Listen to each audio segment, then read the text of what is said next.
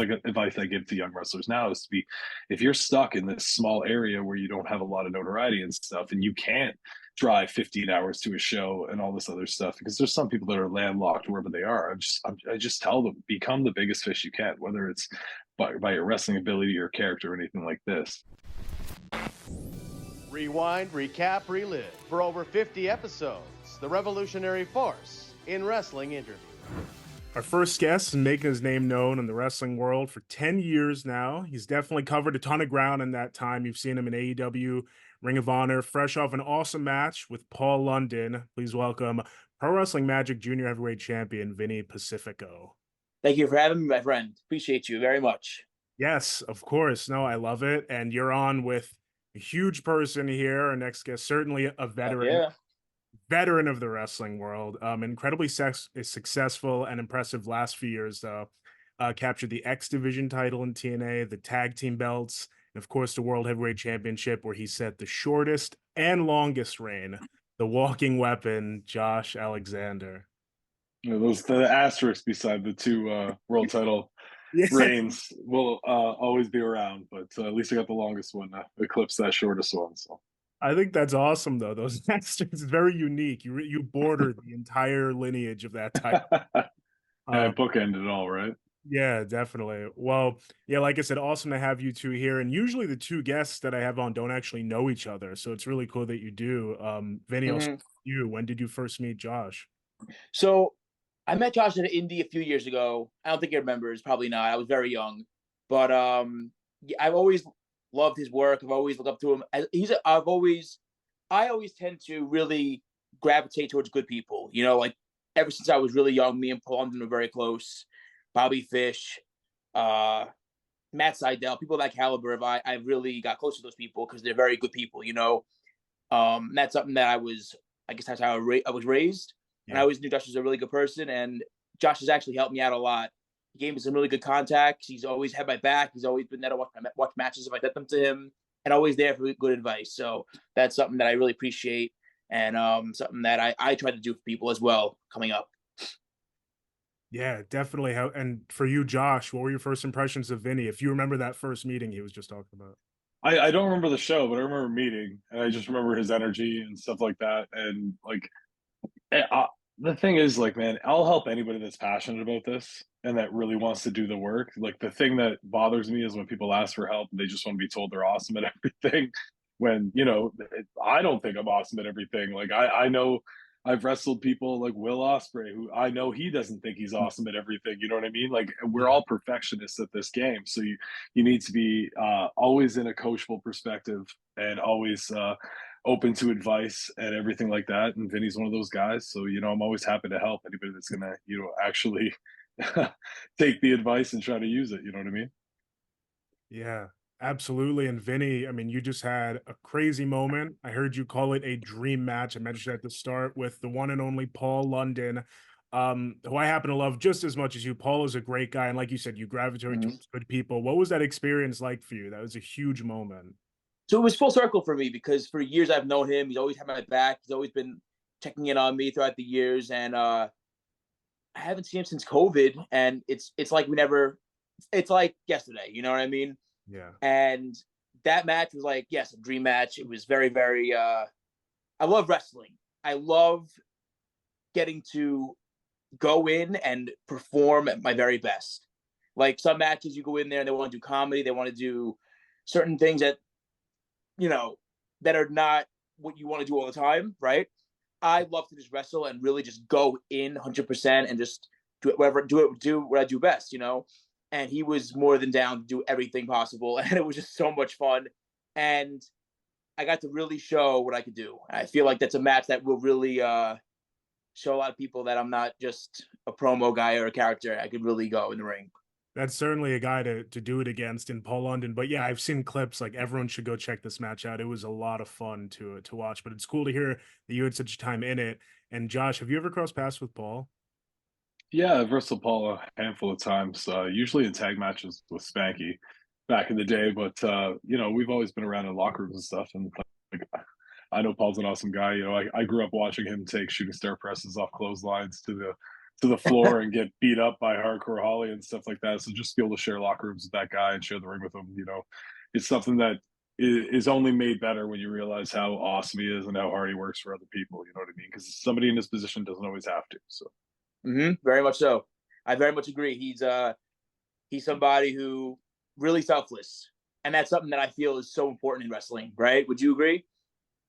Yeah, totally. And like I've had bad experiences myself coming up. Like I've had explosion matches with guys where, I'm getting looked at by the company in this explosion match and they don't want to do anything for whatever reason. And, they don't know me, they don't trust me, whatever, and it's always disappointing. And like now, when the shoe's on the other foot, especially with like explosion matches and stuff, like I've been put in the ring with a lot of people that aren't under contract with their company. And I always go up to them and tell them just like, what do you do? Let's get in all your good stuff. We'll make it make sense.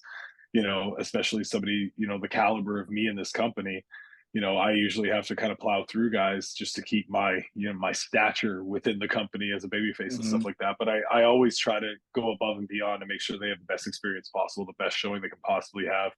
Because, I've been in that position too, and I do not forget it. And that's just something I always carry forward. And I've actually had talks with people, before matches and stuff. And I'm just like, you need to give me more stuff. You need to tell me more stuff that you do. Stop being humble. Stop trying to like just get through this, and let's try to shine you up and make you look really good. I love that. It's something that, it's just something I carry forward from my own bad experiences in the past, where I don't want anybody else to experience what I had to along the way. So. That's amazing. That's truly amazing. And Vinny, to go to you, Josh said he helps anyone with passion. You've got a ton of passion and a ton of energy. Where did it all begin, that passion for love and wrestling for you? What's those first memories for you getting into the wrestling world? So when I got into wrestling, I met Bryan Danielson at a meet and greet when I was like 13. And I was just like, hey, I want to wrestle. I mean, do you have any words of advice? And he was just he was very gung ho about it, like, go do what you gotta do, chase your dream because you have one life and just chase it. So for me, it was just like, I'm only gonna live once, right? I want to live my life the way I want to live my life. I was playing quarterback for football, and my dad was my coach, and I was just like, I love this. I'm a good quarterback, but I want to wrestle. I want to chase something that I really want to do. Wrestling is my everything, and it's one thing that I wanted to mention about Josh. He is a family man. Very passionate about family and passionate about wrestling. And that's how I'm the same way. I don't have kids, but I'm married, and my wife is my biggest support. My wife is she drives me. I'm basically like Anakin Skywalker when it comes to her. You know what I mean? Like, I'll do anything for her to make her happy. I'll do anything. Because listen, she's 7 years older than me. So she dated someone younger and trusted me to get her, to take her, and to be mature enough to grow up quick, wake up. I was 20 when I met her. I was 20. I'm 24 now. And it's like, I had to mature as fast as I can, because if I wanted to be with her, it's how it had to be, I'm sure you understand. And she supported me every way. I was at Ring of Honor. She was there. When I was on the Indies, she was like every which way. Indies, Ring of Honor, Evolve. She was just supportive of me. And I want to give that back to her when I make it eventually in this business. And I want to just do it for her and just show her that, here, babe, look, I did this. This is for us. And I want to give her that life that she deserves. And that's something that Josh, throughout the years, if you really see his posts, see his story, see how hard he works, it's just a beautiful story. And it's deeper than just wrestling. It's real life. And that's something that drives me every day in my life, is just to give my family the life that they deserve. Sorry, I rambled, but I get passionate. That was the best rambling I've ever heard. Then that was fantastic, and so I love that. And I'd love to hear Josh's thoughts, because I agree, as a fan watching Josh, huge family man, from not only what we've seen on TV, but Vinny was saying social media and everything. What are your thoughts on that journey, but also giving it back to your family, this life of wrestling?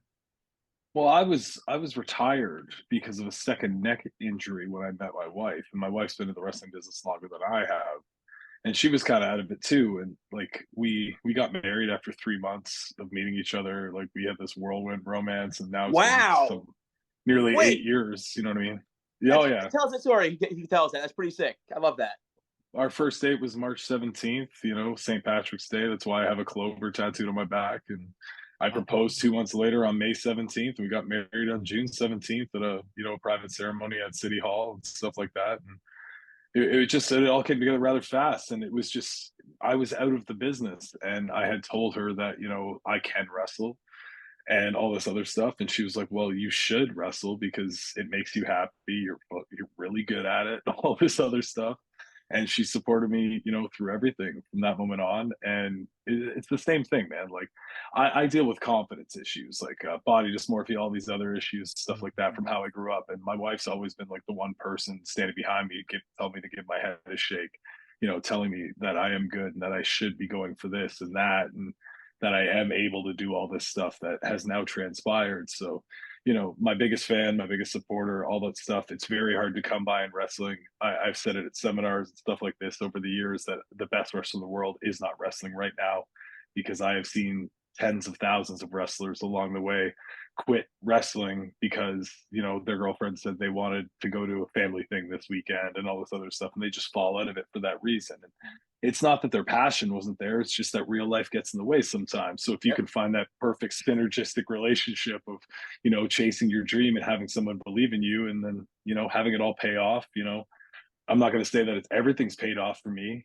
but I certainly am able to provide a life for my family now with just wrestling that I never dreamed possible. And, I give my kids this crazy life where they get to go on the road with me and get in rings from, 2 years on. And I just hope that one day they know how cool that is.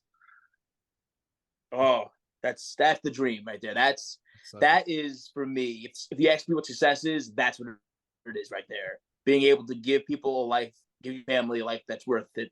That's beautiful through wrestling, because wrestling is my everything. I literally, it's all I know. I'm doing it since I'm 14. It's all I know. So it's like, if I could just do that and give my family the life, like my mom is, sadly, she's struggling, and I want to just take care of her because she's raised me, and I know it's not easy to raise children. So she had to like deal with me for however long. So it's like, I just want to give my father's a huge supporter of me. So I want to just show people that like all the support was really there, and it was worth it and worked.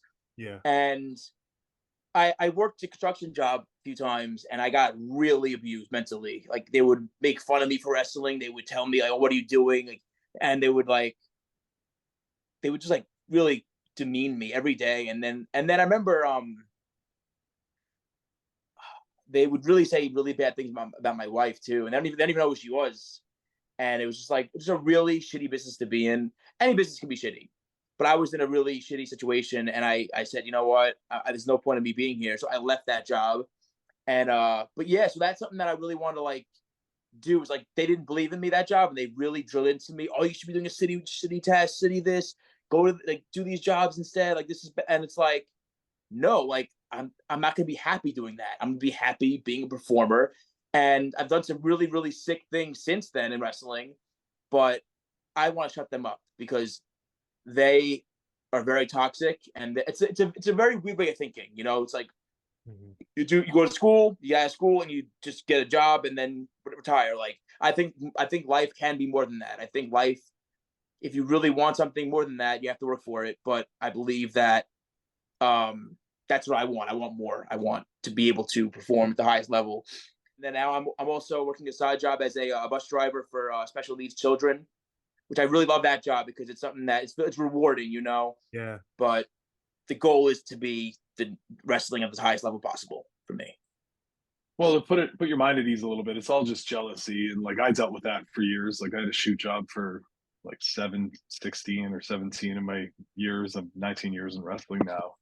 And it was at a point early on where I didn't even tell people I was wrestling. Like I would book time off, but like I wouldn't tell them I was a wrestler. You know what I mean? And social media wasn't as prominent back then where I could just search my name and find these things. Mm-hmm. But since all this stuff's happened with, whether it's TNA, the World Championship, all this other stuff, people seeing me on TV, I've had countless people from these prior jobs and people from high school that I was never friends with.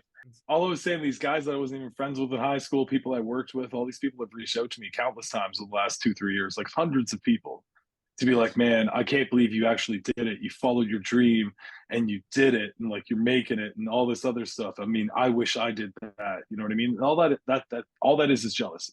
It's these people that, you know, they didn't have the courage to risk it, to go for what they wanted to go for. And like there's a chance that you could go out there and risk it and you could fall on your face. But like you said earlier, you only live once. And if you're going to live once and you're going to get the most fulfillment of your life, like for me, wrestling makes me happy. I just follow what made me happy this entire time. So it's just jealousy. I don't think you need to take it in like a toxic way. It's honestly, at the end of the day, like they go home and they go, man, you know, I wanted to be a professional ball player, but they just never, you know, they never got in and like actually got the reps in or did the work and all this other stuff, where something got in the way, life got in the way. You know what I mean? And it's just jealousy. Well, Josh, that you hit the nail on the head. It is jealousy, because I found out grapevine that boss of mine wanted to be a bodybuilder and a football player. And he was in college for it, and it didn't happen. So it was like I kind of saw why. And at the end of the day, I try not to judge anybody and try not to take things too seriously, because you never know what someone's going through.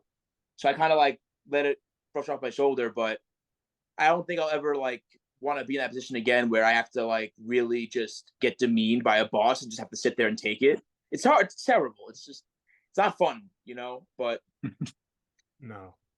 I just use it all as fuel. That's it. That's it. Greatest motivator are those detractors sometimes. That's very true. Well, to ask you a specific question, Josh, going off this whole, and I was telling Vinny when you dropped out there, this is the purest that this show's ever started, just pure family talk and good values, and I love it. A specific moment in your career where we saw your family, I thought the storytelling was great, incorporating your family, was when you did set that lowest world championship record. You won the world title, then Moose comes in and spears you, your family watching on. Like I said, thought it was fantastic. Can you take us through that moment through your own eyes? For me, man, it was tough because I had to tell my son how to act and depend on that. Like my oldest son, not a huge wrestling fan, a fan of me, but not pretty much anything else. He's getting into it more now than ever. My youngest son, Jet, the one that did the entrance with me at Rebellion, when that all came full circle, he's been a wrestling fan since he was 2 years old, like nonstop, glued to the screen, can tell you any wrestler, what company they work for, all this other stuff. Like he's an almanac of wrestling already. But my oldest, I was just like, yeah, when daddy, you know, gets speared, you gotta act like you're concerned for me and like act like I'm really hurt and all this stuff. And like, so I'm just like doing this stuff, wanting to have this big Shakespeare moment for this thing. And I knew my wife could knock it out of the park. She's been in the business for so long. But my son, just like, it was like an out of body experience for him, man. Like he killed it. And I don't think it could have gone better. It's just wild to be able to share these memorable moments in my career that will be looked back on forever for the history of TNA, you know, in video packages and all this other stuff. And, you know, my family's involved in it. My son's involved in it. He can look back and see that he was a part of all this stuff. So it's really cool. No, that's a really cool moment. Yeah, Vinny, did you see that moment? Yeah. I remember it being like the biggest thing on Twitter, and everyone was like, just like couldn't believe it. I remember that was crazy. A wild time. What year was that, by the way? 2022? 21. I feel like it was 21. Yeah, it's 21 because if I main event BFG this year, it's 4 in a row, and that was my first. So nice, sick. That's a great way to look at it, to remember something. When you found out that you were gonna lose the title so quickly, what went through your mind? Oh, I thought it was cool. Yeah, unique. Yeah, obviously you want to win the belt, you want to be the champion, all this stuff. But like me, I was an upstart babyface from the start of the year, January. I'd just gone singles, and I'd found all the success in the X division and established myself to this point. But within a year, I'm already main eventing our biggest show against Christian Cage and all this stuff. So I've been in the business long enough at that point to realize that babyfaces need adversaries. And, you know, as soon as I win that belt, people are going to be waiting for me to lose it as a babyface. We've seen it time and time again with like Cena, you know, Roman, all these other people. You know, the babyface is only as good as the chase. So the chase would have been over, and I would have had to start from square one. It would have been really weird. But just by implementing that storyline, man, with Moose, like I loved it. And I know Twitter didn't love it in the moment because they couldn't see the forest from the trees. But you know, it all paid off tenfold at Rebellion. So it absolutely did. Well, Vinny, to throw it to you, I feel like you were always doing something, always traveling somewhere, just always getting something done. You have this infectious energy and personality, really. Maybe it's because, like you said, you gravitate towards good people. But how long into your career did it take for you to start building up that brand? Because even before we got introduced, I knew the Vinny Pacifico name. No, I had heard it. So how long did it take for you to really start building yourself up? So I'll tell you that things really picked up like before COVID, it was really getting good. Like I had I believe I had a few dark tapings, one or two, and then I had an Evolve tryout, got picked to that NXT, and then had a thing with NXT, and then I had a match against Gangrel, and then something else, and then COVID happened, right? And that's when the buzz was starting for me, right? And obviously COVID screwed a lot of things up. I took a few bookings here and there, but wherever I can during COVID, right? And then COVID ended, and then what year did COVID end? 2022, 2021 it ended, right? Yeah, Ish. well, like 22-ish almost, I feel. Depends what we're talking about. For wrestling, maybe 20. Wrestling, okay. So, excuse me. I made my comeback March. Well, everyone's coming back to wrestling after COVID, 2021, I would say, right? Early. So I would say I had a couple bookings, and this company in Maine hit me up. They're like, Vinny, we want to bring you back to Maine. Who do we want to wrestle? It's EC3. I said, okay. It's like, oh, wow. Pretty simple. And after that, we had a really good match. He looks me in the eyes and says to me, you have the it factor, but I don't know what it is yet. And at that time, I had no character. I was just some white meat baby face, but I had some personality, but I didn't have something solid yet. The year goes on. I have some really good matches. Davey Richards, Matt Seidel, Ace Romero, Mike Bennett, and I'm getting better and better each time wrestling these people who are better than me. Like I strive to wrestle people who are better than me. And so at some point, I just kept going and going and going. EC3 and my boy JC call me, and they say, Vinny, we have this character that we think you are. It's literally you, but you just need to start doing it. And it's you drink energy drinks a lot. And I'm like, yeah, that's true, I do. And I'm energetic.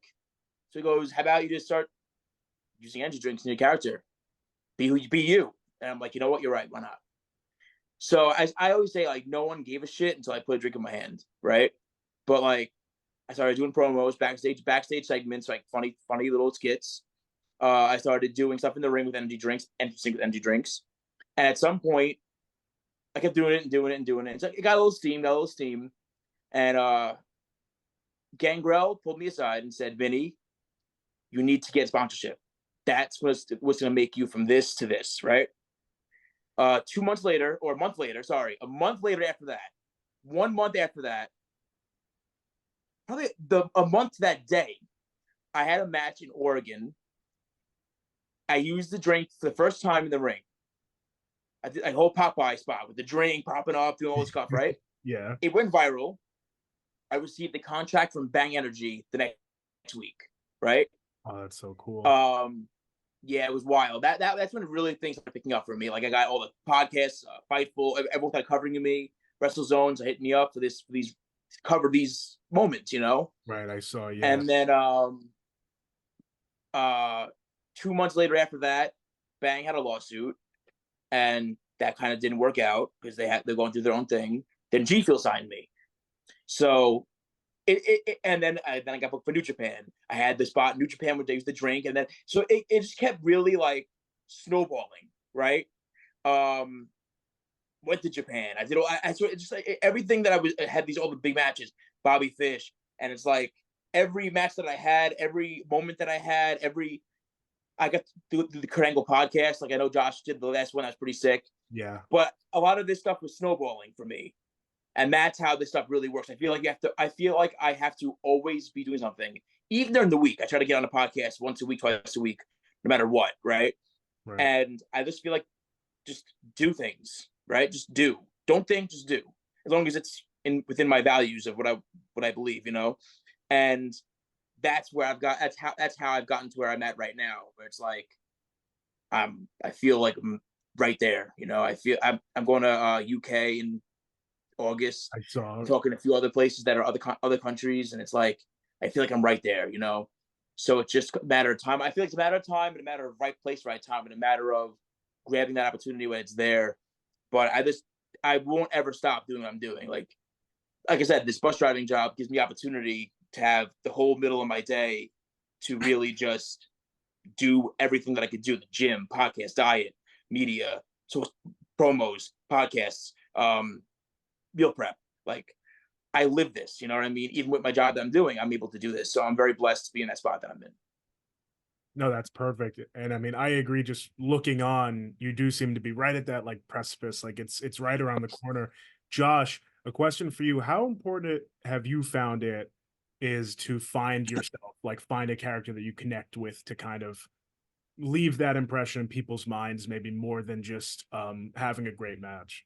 Well, my whole character kind of was having great matches. I really like I grew up loving like the Kurt Angles, the Eddie Guerreros, the Bret Harts, these guys that would go out there, no nonsense, have the best match possible, and then like, you know, just this exit ring left and like that was it. And that's what they're memorable for, you know what I mean? And like to me especially. But then like obviously like Eddie had a character, Hitman later on when he was a heel had a really strong character. Like they all had characters in their own right. Kurt Angle, one of the goofiest craziest guys ever, even though he's like a complete killer in the ring. You know what I mean? Like, Funny.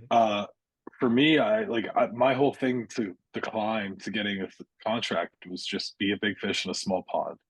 So like, I was stuck in Canada, a small pond for notoriety in the wrestling business globally for independent wrestling. Not a lot of eyes on you. So I made myself the very best I could be here, so that when these guys get brought in, whether it's the Roderick Strongs, the Samoa Joes, all these other people, they're getting booked against me. Mhm. And that was a way for me to A, learn, B, you know, get in there with these guys with notoriety, build my own brand. And like it was just to get the reps and get all this stuff. And this is like advice I give to young wrestlers now is to be, if you're stuck in this small area where you don't have a lot of notoriety and stuff, and you can't drive 15 hours to a show and all this other stuff, because there's some people that are landlocked wherever they are. I just tell them, become the biggest fish you can, whether it's by your wrestling ability or character or anything like this. And over the past, like, I don't know, 4 years, pretty much since I went singles, I really found myself as a character, you know, with the promos, with the pre-tapes, with all this stuff that I have to do at TNA. I've really become very comfortable on the microphone with my character, knowing how to like really get that across to crowds and stuff like that. And sometimes I don't even need a microphone to do it. I'm very lucky when my music hits, when I walk out, I have this presence, and presence isn't something you can teach. Some wrestlers have it, some wrestlers don't. I am very lucky that I have it. I come out and most of the crowd looks at me and goes, this guy's going to beat the shit out of somebody. You know what I mean? Like that's just, they look at me and they see that now. So like, I'm very fortunate for that. But the character and knowing yourself and all this other stuff, like Vinny's talking about trying to do things all the time and stay out there and stuff. And that is all just reps for your character. That's great to do. It's great to stay on it. And it's just, eventually there's going to be this light bulb that goes off in your brain where you're just going to find complete comfort in every scenario and every situation with your character, regardless of, you know, where you are, who you're wrestling, all these other things. And like, that's the point that I've gotten to. You know, it probably took me 15 years in wrestling to get to that point. Wow. That's incredible. And you definitely do have presence. I mean, like, just again, an onlooker, like it's when you walk through that curtain, it's crazy. A question I want to ask you about, more of a specific one, is that you happen to be with Impact Wrestling, representing Impact through a great time that is now turned back to those three legendary letters that I think are on your hat right now, TNA. Yeah. Well, Look at that. That's awesome. What does it mean for you to be there during this cool, almost renaissance period of the company? I mean, it means a great deal to me, but it means even more to like the 15-year-old inside of me that was sitting on the couch ordering these pay-per-views every Wednesday night, man. Like, I never thought any of this was possible. Like, I was never egotistical or confident enough to be like, you know what, I'm going to do this. I'm going to be a world champion. I'm going to win the X Division belt one day. I was just happy to take a few bumps in a ring in a garage somewhere, man. And then like it all kind of snowballed to this as my goals I got to achieve one goal and set another one, and it's been just a ladder I've been climbing ever since. And now I've gotten to this point where, I don't even know what the next goal is because it's so monumental. Like I can't even comprehend it. So it means a great deal to me to be a part of TNA. It's a dream come true. But like the 15-year-old in me that was sitting on that couch watching, AJ Styles and Loki and stuff back in the day cannot believe it.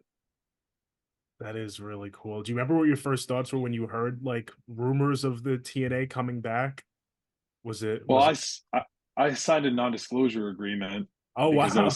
I was told I had to.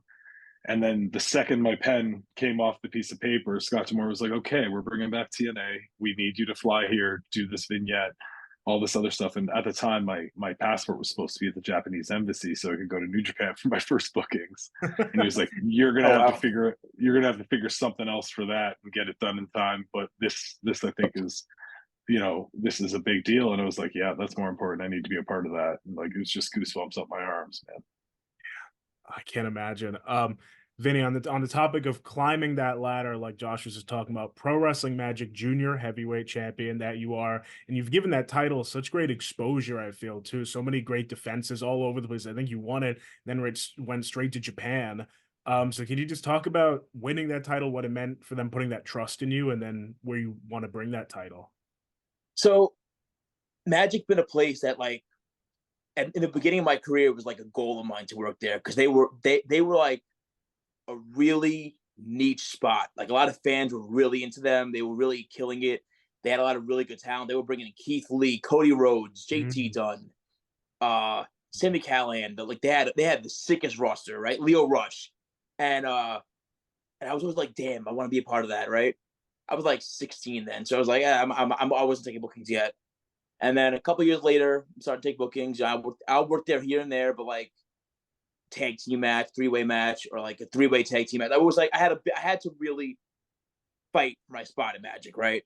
And then eventually the promoter's like, "Hey, Vinny, like we want to like start giving you a push. Like we think you're really good. We want to start, investing in you."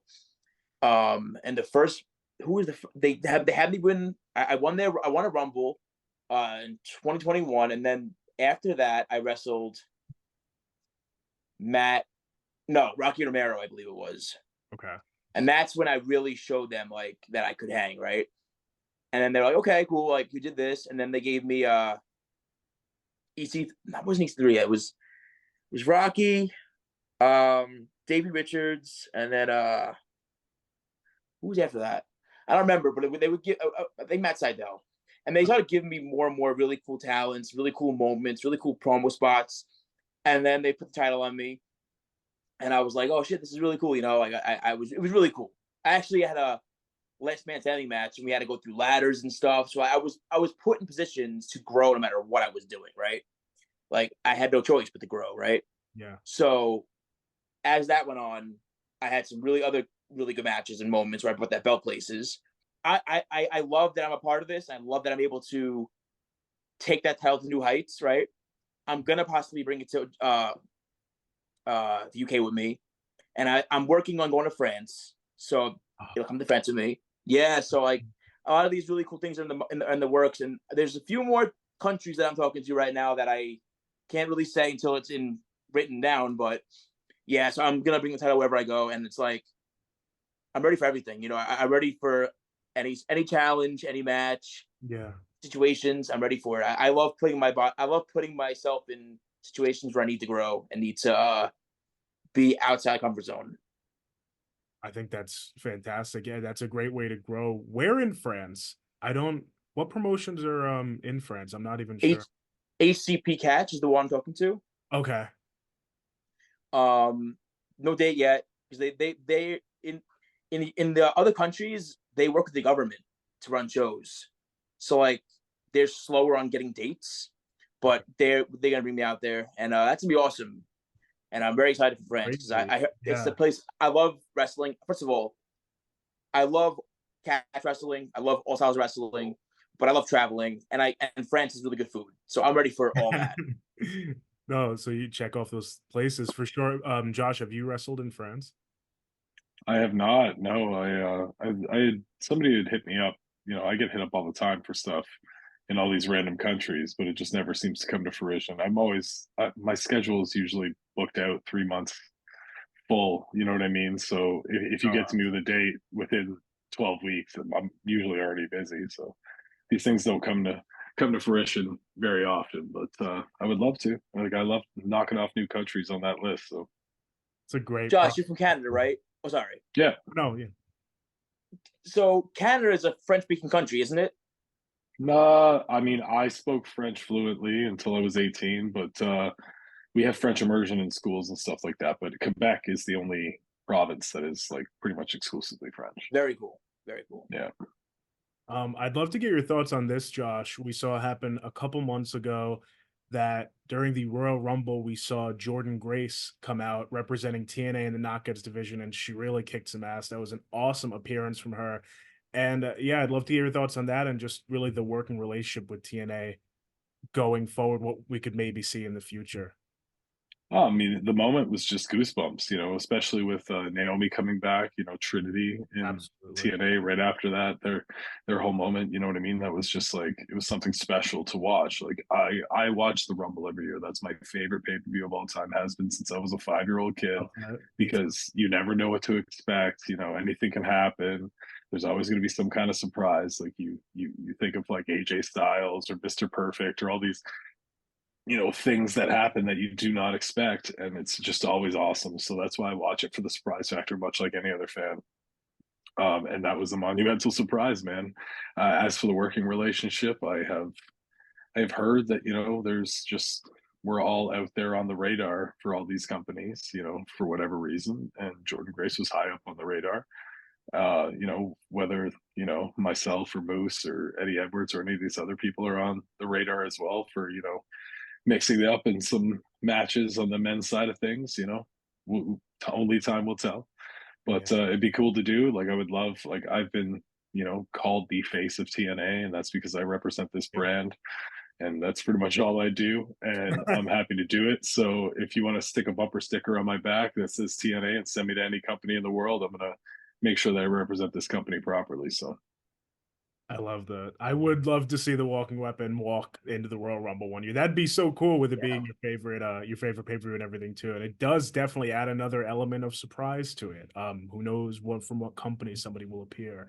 Josh, another career specific I wanted to ask you about was your no DQ match with Bully Ray, which really is one of my favorite matches of your career. It was so hard hitting, the Full Metal Mayhem. Crazy, and it was you in like a different environment too, which I thought was really cool. Was that as hard hitting as it looked? And just take us through that match. Yeah. I was very happy to do it, because that has been in my 5+ years in TNA, that's my only gimmick match I've ever had. Yeah. And Wow. frequently I'm told, Josh, you don't need a gimmick match. You're going to have a great match without all this stuff. And I take exception to it, because I'm like, well, I can tell a way better story with all this other stuff, or, you know, it can be a little bit easier without having to, you know, bust my ass for 25 minutes in this like catch as catch can wrestling match if we just get a table involved. You know what I mean? So I was very happy to do it. I was so honored and privileged to work with Bully. Like that guy, if you see the promos I'm doing since working with him, a large part of my growth on the microphone and stuff, which is something people used to dog me for all the time, even though I don't think it was that bad. It was just my wrestling was at a point where they were just like, this guy can't do this and this at the same time. There's no way, blah, blah, blah.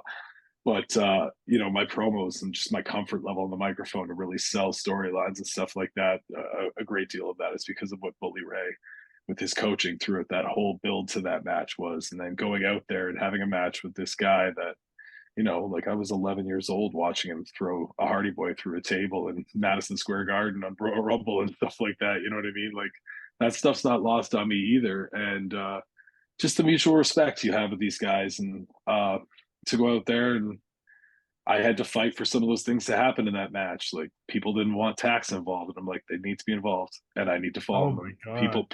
People are not expecting this. I need to show that I can do all this stuff too. And I'd never taken a tack bump in my some 17 or 18 years in wrestling to that point.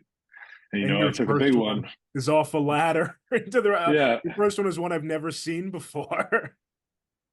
Yeah, well, like that's the thing, man. Like for all the things that I'm good at in wrestling, I think one of the things I'm really good at is creativity. Like I have this ability to see spots and think of different ways that they can be done that they otherwise not been done before and stuff like that.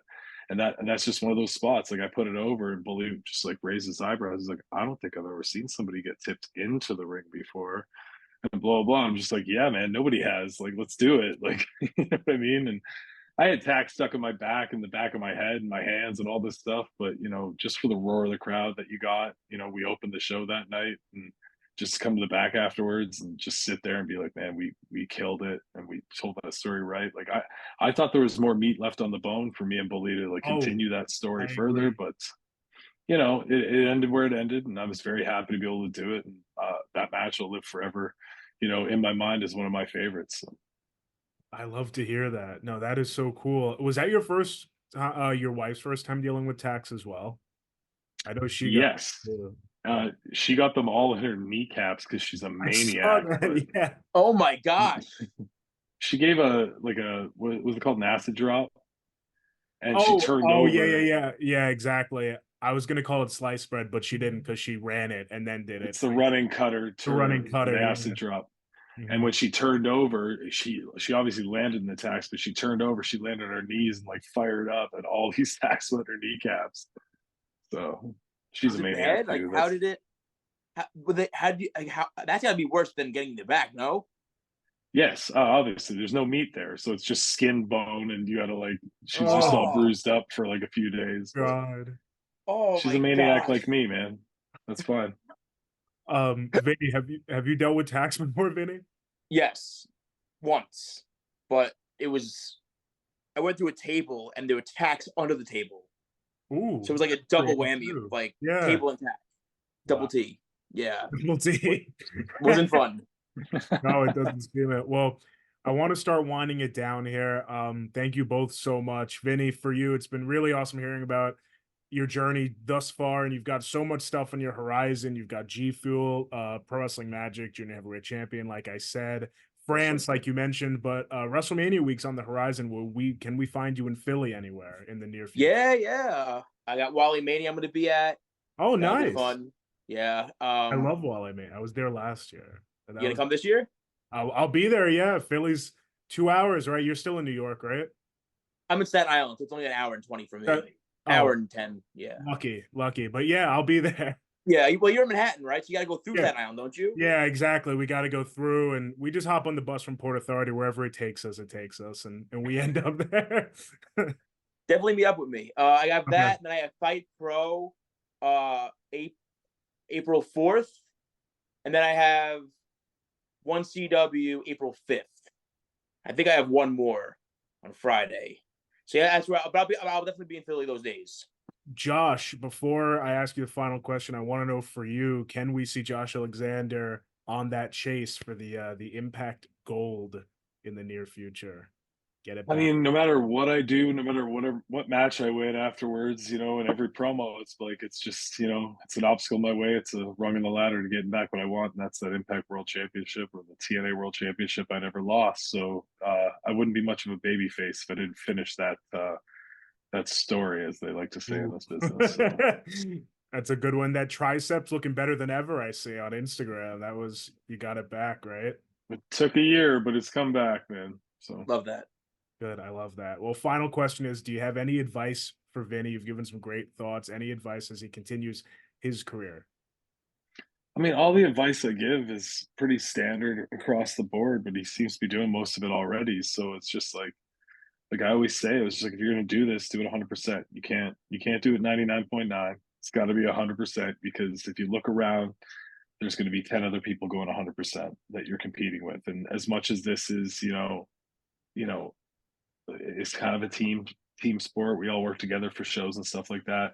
At the end of the day, you're an individual, and there's a finite amount of spots to be able to do this at the level that you want to do it, where you can support your family and do all this stuff. So you need to look around and just see who's working hard and who's being successful, and just outwork the person beside you. That's all I ever did, man. I looked at the best of the world. I wrestled Broderick Strong, and he blew me up to no end. And the next day I was like, that's never happening again. I started doing an hour on the stairs every single day until I died. And now I'm known as the guy that blows people up. You know what I mean? So it's just being conscious of yourself, keeping yourself grounded, and putting yourself in this situation where, you know, you can be successful and working for it. So. Love that. Thank you so much. That's actually beautiful. Yeah, I love that. No, it is beautiful, and that finishes us off. Thank you both so much for sticking around. Yeah, absolutely. Thank you very much Thanks for having me. Rewind, recap, relive. For over 50 episodes, the revolutionary force in wrestling interviews.